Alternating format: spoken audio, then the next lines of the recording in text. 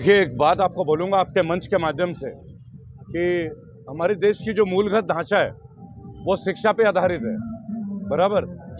और हमारे देश के प्रथम राष्ट्रपति बाबू राजेंद्र प्रसाद जी, उनका हमेशा से शिक्षा के ऊपर एक बहुत बड़ा सूत्रधार रहे हुए कि हर घर तक एक बस्ता पहुंचना चाहिए। वो बस्ता हो किताबों का, कलम उसमें होना चाहिए कि नए इतिहास आप रच सकें।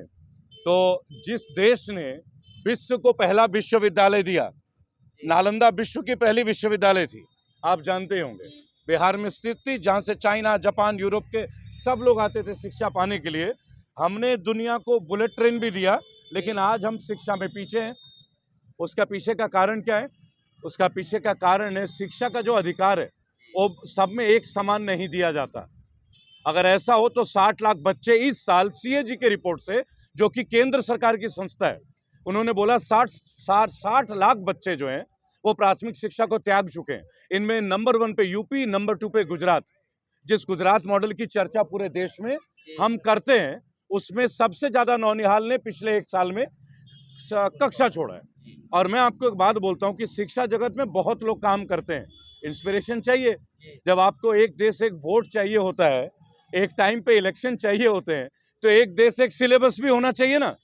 NCERT है तो सही, हर स्कूलों में कंपलसरी कर दो कि केवल NCERT की किताबें बिके। 500 रुपए के नीचे 10वीं क्लास की सारी किताबें आती हैं, लेकिन कोई भी स्कूल ऐसा नहीं जिसमें 10 से 15 हजार की किताब ना हो। और किसने ये मौलिक अधिकार दिया था कि स्कूल वाले ही किताब बेचें, जूते बेचें, जुराब बेचें? क्या ये हमारे मूलगत शिक्षा के प्रणाली में है क्या? इसके लिए तो बकायदा मार्केट एक सिस्टम है, इकोलॉजिकल बैलेंस बना हुआ है, एक इकोसिस्टम है मार्केटिंग का भी, है ना। लेकिन मुझे लगता है इसके ऊपर किसी का ध्यान, किसी विधायक का, किसी सांसद का, किसी जिला अधिकारी का कभी नहीं जाता है। हर साल फीस बढ़ाते हैं। और एक बात आपके मंच के माध्यम से बोलूंगा, जाइए और प्राइवेट स्कूलों में टीचरों का इंटरव्यू ले लीजिए। जिन टीचरों को साइन कराया जाता है ना तनख्वाह का, उन्हें तनख्वाह कुछ और मिलता है, साइन कुछ और कराया जाता है। क्या उन्हें 6 पे या 7 पे कमीशन दी जाती है क्या? तो ये हमारे DM साहब की जिम्मेदारी है कि वो इस चीज को लागू करें विधिवत तरीके से, कानूनन तरीके से। उन्हें ये प्रशासन से पावर है, इसीलिए तो वो DM होते हैं या डिस्ट्रिक्ट कलेक्टर होते हैं। लेकिन अगर ये काम वो करे तो शायद अभिभावक को सड़कों में नहीं बैठना पड़े, प्रदर्शन ना करना पड़े, लेकिन ऐसा नहीं हो रहा है। हाँ, कुछ DM कर रहे हैं, जैसे सुहास एलाई हमारे पैरा एथलीट के चैंपियन थे, गौतमबुद्ध नगर के DM थे, कई मुहिम मैंने उनके साथ किए, वो रेगुलर जाते थे, अभिभावक को सुनते थे।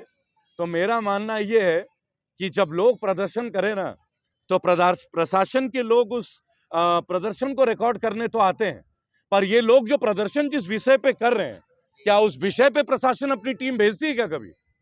इन विभागों को अगर वहां भेजा जाए ना, तो जनता का भला हो जाए और उन्हें भी लगेगा कि राष्ट्र के प्रति उन्होंने कितनी बड़ी जिम्मेदारी निभा दी है। मेरी अपील भी है और सरकार के लिए एक गौर करने वाला विषय भी है। हमें एक भय मुक्त वातावरण के लिए ना शिक्षा मुक्त वातावरण चाहिए। शिक्षा में रहेंगे तो आपको अस्त्र शस्त्र की जरूरत नहीं है। The pen is mightier than the sword, कलम तलवार से भारी होती है। ये क्रांतिकारियों की धरती है। मैं तो मेरठ में हूँ, आजादी की पहला युद्ध जो है वो मेरठ से शुरुआत हुआ, अंग्रेजों के दांत खट्टे हुए। और अब अंग्रेजी school, specifically CBSE applied school, वो अभिभावकों के दांत खट्टे कर रहे हैं, वो भी बिना कारण। भाई देखिए, शिक्षा का बात करना गलत नहीं है, अगर आप शिक्षा में फीस बढ़ाते हैं अनैतिक तौर पे। एक सरकार, पत्रकार महोदय, कितने साल बाद पेमेंट की वृद्धि करती है? क्या आपको मालूम है पुलिस वालों की वेतन कितने साल बाद वृद्धि होती है? तो इनकी फीस हर साल क्यों वृद्धि हो जाती है? ये अलग है क्या हमारे देश के सिस्टम से? ये मनमानी है और ये गुंडागर्दी है। अगर एक तरह से बोला जाए ना, this is white collar terrorism being spreaded throughout the nation at the cost of the lives of common people. साधारण लोगों के जीवन के ऊपर गले में तलवार रखने वाली घटना है, ये नहीं है क्या? और हम सब पीड़ित हैं इस चीज से। हमारा फर्ज बनता है सरकार के अधिकारियों को सूचित करें, और विशेष तौर पे DM साहब को वीडियो जरूर पहुंचाइएगा, क्योंकि वो UPSC पास करके आते हैं। वो तो जानते हैं इस देश में मात्र 1000 से कम लोग UPSC क्लियर कर पाते हैं, 1000 ही पोस्ट होती हैं। तो उसमें वो कितना संघर्ष करके आए होंगे और बाकी लोग कितना संघर्ष करते हैं। और मैं आपकी वीडियो के माध्यम से एक बात सचेत करना चाहूंगा, इस मुहिम को अपने तमाम सोशल मीडिया में स्प्रेड कीजिए, क्योंकि एक अच्छा मुहिम है। आप देश के लिए क्लीनिंग का कार्यक्रम कर रहे हैं, और अगर आपको कहीं लगता है तो मैं डॉक्टर रेबल सदानंद पति, रेबल फाउंडेशन का चेयरमैन, आपको ऑफिशियली डिक्लेयर करता हूं, देश भर में कहीं भी आप इस मुहिम को करते हैं, अगर आपको किसी तरह का कोई ऑफिशियल थ्रेटनिंग आता है, मेरी टीम आपकी सपोर्ट में रहेगी, क्योंकि शिक्षा हमारा अधिकार है और सरकार हमारी चुनी हुई सरकार है, और ये सरकार जनता की चुनी हुई सरकार है। विश्व के सबसे बड़े डेमोक्रेटिक नेशन के हम लोग हिस्सा हैं, तो क्या हमारा ये अधिकार नहीं बनता कि अगर हमारी कोई एट्रॉसिटी बनती है, हम उस एट्रॉसिटी को जागरूक करें, सरकार तक बात पहुंचाने की जिम्मेदारी भी हमारी है। कल को सरकार कभी ये नहीं कहेगी कि आपने हमें सूचित नहीं किया। तो ये जो ज्ञापन है स्टूडेंट सेवा समिति का, ये सर्व शिक्षा अभियान जो केंद्र सरकार का अभियान है, उसी को लेकर जागरूकता है। अब मुझे लगता है कि यहाँ के जितने शिक्षित अधिकारी हैं, अधिकारी सभी शिक्षित होते हैं, वो इस मुहिम को समर्थन देंगे, क्योंकि एक जिले को, एक राज्य को अगर आपको संतुलित करना है तो वो शिक्षा से ही संतुलित हो सकती है। मेरी ओर से तो यही मैसेज रहेगा करार साहब के लिए, स्टूडेंट समिति के पूरी टीम के लिए और अन्य तमाम भाइयों के लिए जिन्होंने अपना बहुमूल्य समय यहाँ दिया। और आज से इस मुहिम में करोड़ों लोग जो मेरे साथ जुड़े हुए हैं वो आपके साथ जुड़ेंगे। और मैं आपको बताना चाहूँगा, देश भर में IAS IPS जो रिटायर्ड हैं, बहुत सारे लोग हैं जो हमसे जुड़े हुए, हमारे संगठन से जुड़े हुए हैं, वो इस तरह के मुहिम के लिए आके पढ़ाते हैं बच्चों को। सुप्रीम कोर्ट के रिटायर्ड जस्टिसेज हैं जो हमें समर्थन देते हैं इन मुहिमों को। वो कहते हैं हमारे रिटायरमेंट लाइफ में हम आपके साथ रेबेल जी आना चाहते हैं, आप मुहिम बताइए। तो हमारा समर्थन, लोगों का समर्थन और मीडिया का बहुत धन्यवाद। मैं आभारी हूँ जो आपने इस अच्छे मुहिम में अपनी आवाज़ दी। वंदे मातरम। आपके मंच का धन्यवाद। जितने लोग आपके चैनल को देखते हैं, आप लोग इनको सब्सक्राइब करें, शेयर करें, अच्छे मुहिमों में समर्थन दें। वैसे भी प्रजातंत्र का, लोकतंत्र का चौथा स्तंभ जो है वो मीडिया को बोला गया, पत्रकारिता को, लेकिन मैं तो तीसरा स्तंभ मानता हूँ, क्यों चौथे में तो हम लास्ट नंबर पे आएंगे। बिगड़ने से पहले जो आवाज उठाए वो मीडिया को होना चाहिए।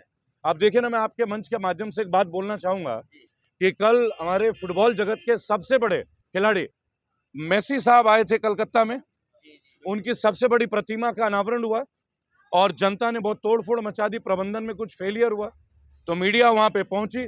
मीडिया ने बोले देश का अपमान है हमारे। तो मैं आपको बताना चाहूंगा, कोई भी व्यक्ति वहां हताहत नहीं हुआ है, किसी की मृत्यु नहीं हुई है। लेकिन वही मीडिया, जब कुंभ में इतने लोग मृत्यु को प्राप्त होते हैं, अकाल मृत्यु को, वो मीडिया शांत रहती है। जब आप गुजरात के मोरबी में 135 लोगों की मृत्यु नहीं, अकाल मृत्यु होती है, वो मीडिया शांत रहती है।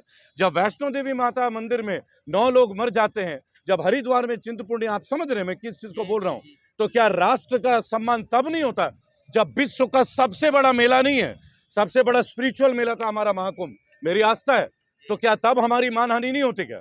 तो मीडिया का काम है सच्चे न्यूज को दो। एक मुख्यमंत्री ने सार्वजनिक माफी 2 मिनट में मांगी सबसे, ये होता है एक मुख्यमंत्री का रोल, एक चरित्र, सबके बीच आना। माननीय ममता बनर्जी आई, उन्होंने सबके सामने क्षमा याचना की और तुरंत 2 लोगों को गिरफ्तार किया। इतनी क्विक रिएक्शन आज तक आपने कहीं देखा है क्या? कहीं देखा है आपने?